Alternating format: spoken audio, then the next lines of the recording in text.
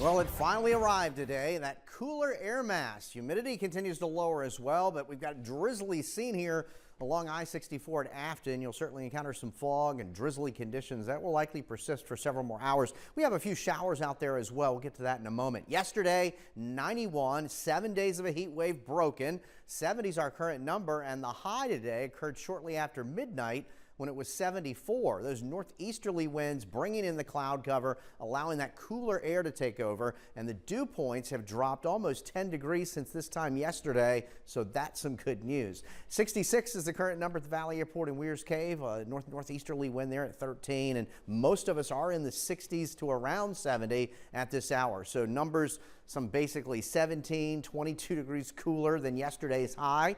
Here's a look at Doppler radar. There's still a few light showers here across the Piedmont of Central Virginia, fairly light in nature. Here we are in Albemarle and Fluvanna, and as mentioned, along the spine of the Blue Ridge, there's ongoing drizzle. That's much harder for the radar to detect, but a little bit more of a larger batch of rain working through portions from Roanoke to Lynchburg down toward Southside, toward Martinsville into North Carolina, and basically this is firing along a boundary difference between drier air to the north and more humid air to the south, even though the front came through earlier in the day, and that's down across the state of North Carolina. Temperatures overnight in the low and mid 60s will hold on to the cloud cover, and in the morning will likely begin with some cloudiness before it mixes out for some sun. But temperatures tomorrow will climb higher than today, but it will feel so much nicer with the break in the humidity and certainly the heat. So upper 70s to around 80, and we'll do basically a copy and paste forecast for Sunday as well. So our winds throughout the weekend will be out of the north and northeast. That's a cooling effect,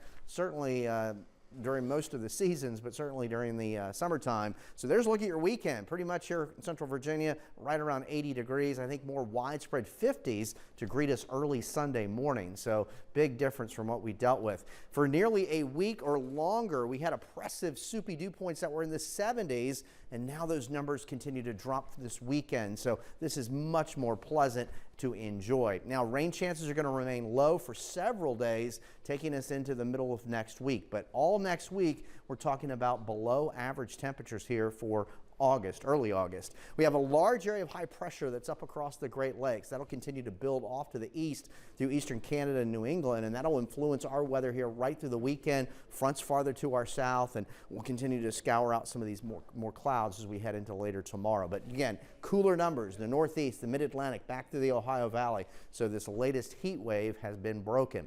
So here we are overnight. We hold on to a fair amount of cloud cover. In the morning, there's still some clouds mixing out for more sunshine, but a pleasant day, partly cloudy, upper 70s to around 80. We'll start Sunday morning with more widespread 50s, and then a mix of sun and clouds here on Sunday with highs in the upper 70s to around 80. So we'll hold on to the clouds tonight, low and mid 60s. The Blue Ridge Mountains will continue to hold on to those drizzly conditions and some fog. And there's a look at the Michael and Son 7-day forecast.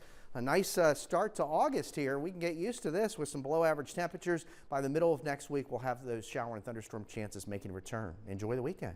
All right, Eric, thank you. Well, a check of your